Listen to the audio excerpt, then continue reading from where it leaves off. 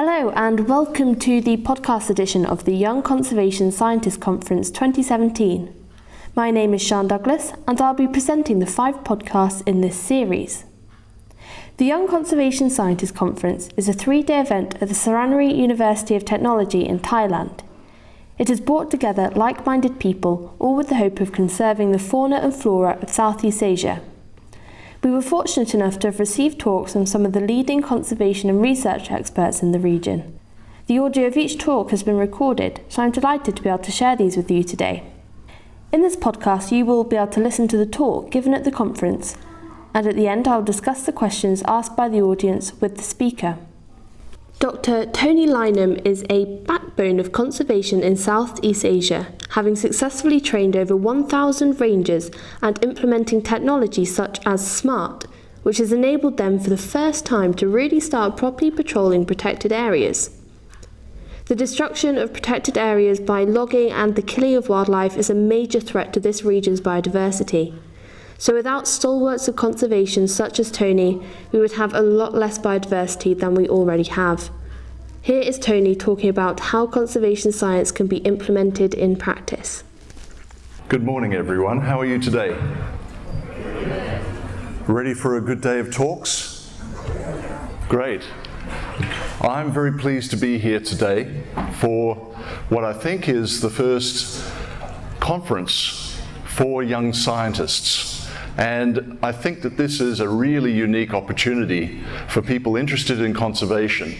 And I think that this is something that needs to happen more often. So I would like to thank the organisers and Plenary University for this great opportunity for young scientists, young conservation scientists, to engage in their own conference.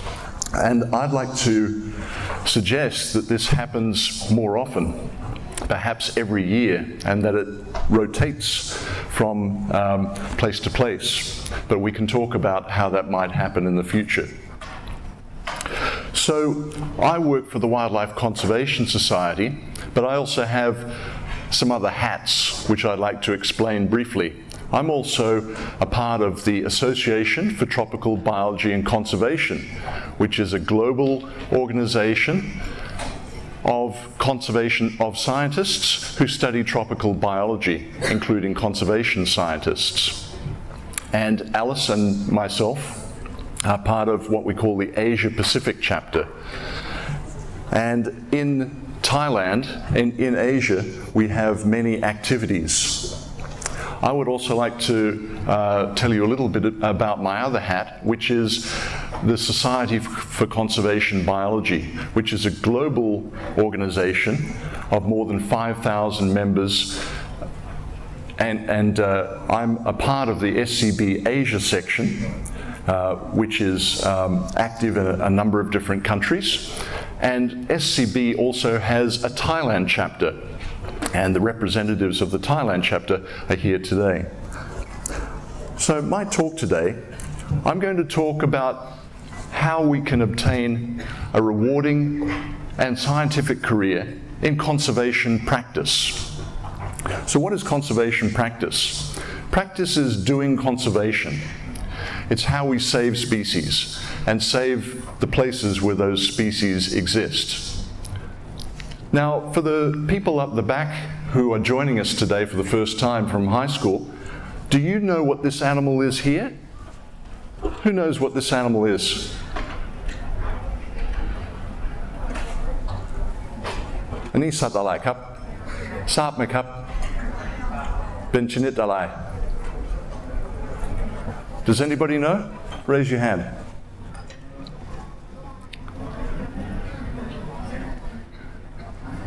All right, this is a clouded leopard.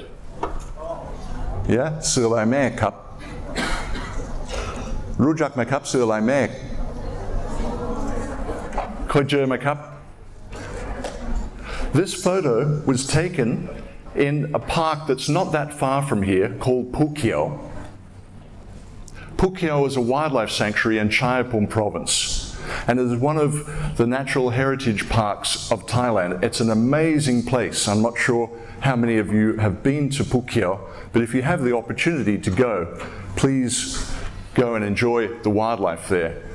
This is one of the species that is found in Pukio, and it is very rare. So I'm going to talk today about how we can have a career in saving animals like the clouded leopard. And I'm going to talk a lot from my experience as a scientist. In my career, I've been a student, I've been a postdoc, and I've been a consultant. I've worked for the government in Australia and in the United States. And now I work for a conservation agency. So I want to talk to you about how we can have a career in conservation practice. But first I want to talk to you a little bit about the challenges that we face in doing conservation. So yesterday Alice gave a really impressive talk about the threats facing biodiversity around the world.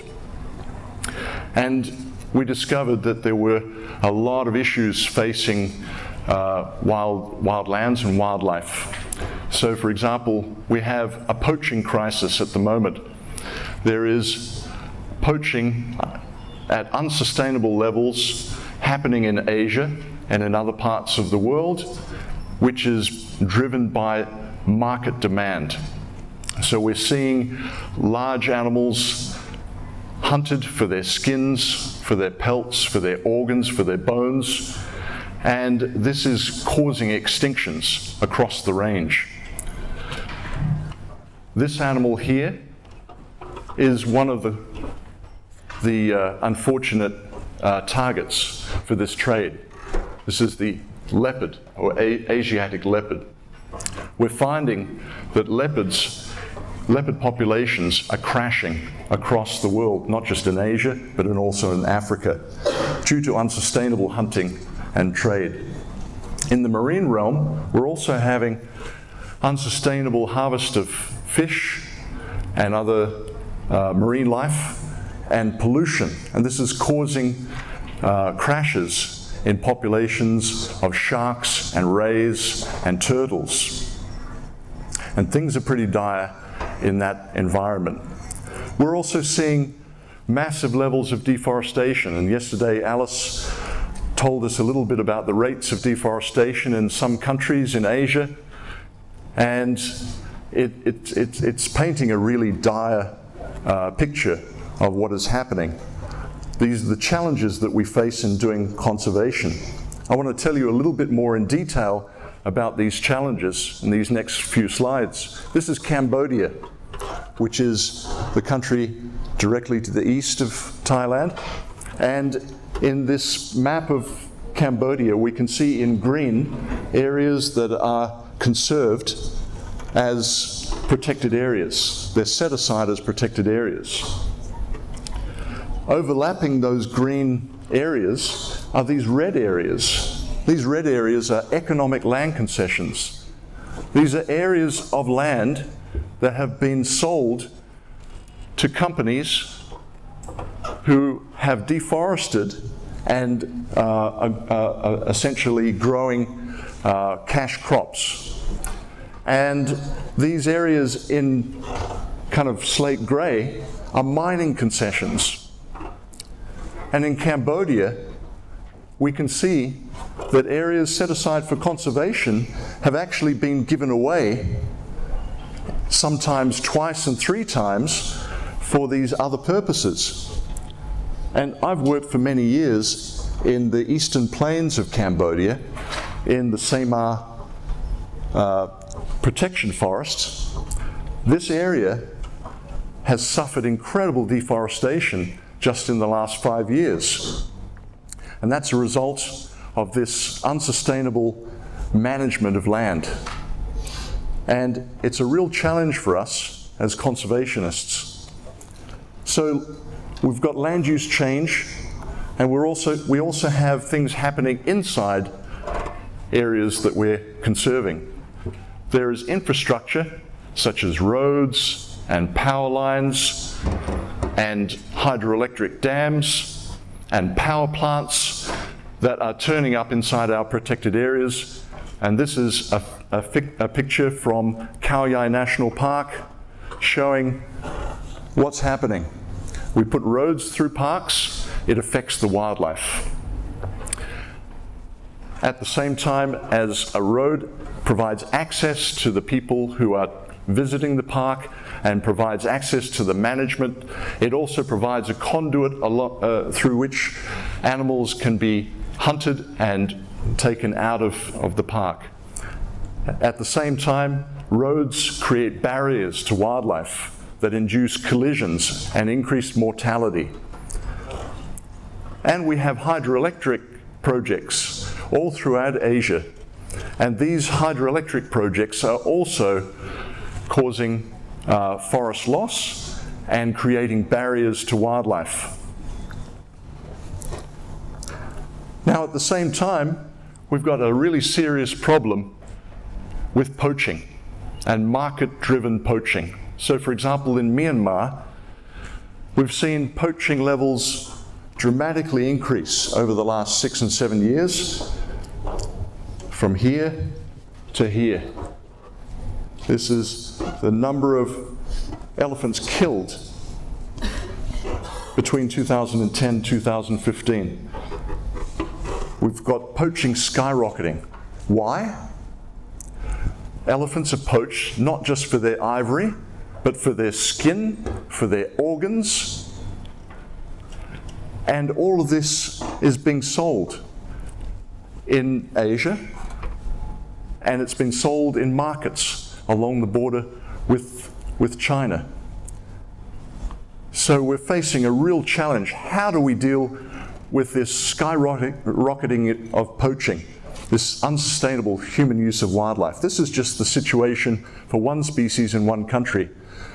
But we've got pangolins, we've got turtles, we've got reptiles, songbirds, all of these animals are being traded. So what are our roles in conservation? How are we going to deal with these challenges? So I want to talk a little bit about what we can do to address these problems. So conservation practice should be founded on good science. So researchers play a really important role in providing the evidence about what is happening to our wildlife and our wildlands. We need good research. But research alone is not good enough to save these animals. We also need different stakeholders to help out. We need government staff. We need people managing protected areas. We need people in academics. We need people in the private sector, consultants. And conservation NGOs can also help to bridge the gap between science and conservation implementation. So I'm going to talk in this presentation about some of these roles. And some of these roles may interest you. And if you're interested, I'm going to tell you how you can participate. So this is a photograph from many, many years ago. I'm ancient, but I'm not yet history. But this is me when I was 22 in Australia. And I was fascinated by wildlife. And so I want to tell you that to be a good conservationist, you have to have a passion. You have to really like biodiversity. So I got interested at a very early age. When I was 10 years old, I started bird watching in my backyard. And I got really interested in birds. By the age of 14, I was already participating as a volunteer in the national bird surveys that were organised by Birds Australia. So I got involved really, really early. But you have to have a passion. You have to really want to love biodiversity for a career in conservation to work. So for my honours thesis, I worked on these small carnivorous marsupials called dibblers. These are about 60 grams in weight, and they're asynchronous breeders, which means the males die off every year. They mate and they die. How about that? All the males die. No males left, only females, and then the females give birth 3 months later, and then there's a new population. So I studied these animals, and I just got fascinated with their ecology. And this fascination led to my honours thesis in zoology in Australia. And the dibbler is an endangered species. It's just found in a few places in Western Australia, on the south coast, and on one island called Bullinger Island off the west coast of Australia. So I got interested in these small marsupials, and I volunteered for a professor in the University of Western Australia. And I started just going on these field trips, and I just loved being in the field. And this animal is one of the animals that popped up in my traps when I was looking for dibblers. And this is a really interesting story, because you're doing science, you're doing experimentation, but sometimes things don't quite turn out as you expected. You get something else, and it turns out to be really interesting. When I was setting my traps for dibblers, I caught this animal here. This is called the heath rat, Pseudomys shortridgei. This is an animal that nobody had seen for 60 years before I caught it in one of my traps. So we rediscovered this species in the course of doing this other study. And that's what makes conservation so exciting, because there's unexpected things that happen, serendipity. And as a result of this chance opportunity to see this animal, I was able to publish my first paper many, many years ago, the rediscovery after 56 years of the heath rat. So I want to tell you a little bit more about my history and the things that I've done to show you how conservation can turn out. So much, much later, I came to Thailand, and I did a study looking at the changes on these islands after the fragmentation of forests due to this hydroelectric project in Klongsang. And I went out to these islands and spent 3 hard years living on a bamboo raft and eating hot, spicy gangsom, Thai curry, and burning my esophagus every morning. And I went out there and I trapped these rodents I had 24 field sites, 12 sites on islands, 12 sites on the mainland, and I looked at the comparative species richness on these fragments, and I monitored the changes over time. So that was what I did for my PhD thesis. But what happened 20 years later, when Luke Gibson came back to this field site, was astounding. What he did was he came back and he did the surveys again on all of these islands and mainland sites and found that all the native species had disappeared, gone, sunpan, extinct. A terrible result, but a very, very interesting result scientifically. And as a result of that, we published this paper in Science in 2013 on the species loss. So science is really important. Science provides the evidence about what is happening in our environment. So a primary role in conservation is doing research.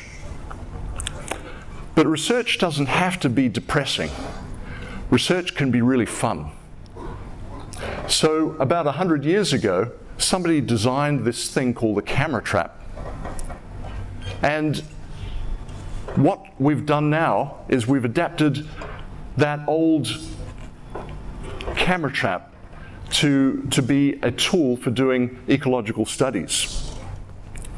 And people are using camera traps for doing surveys of cryptic and rare species. Camera traps are now revealing new records of animals that were thought to have gone extinct. We're able to study behavior, activity patterns. We're able to estimate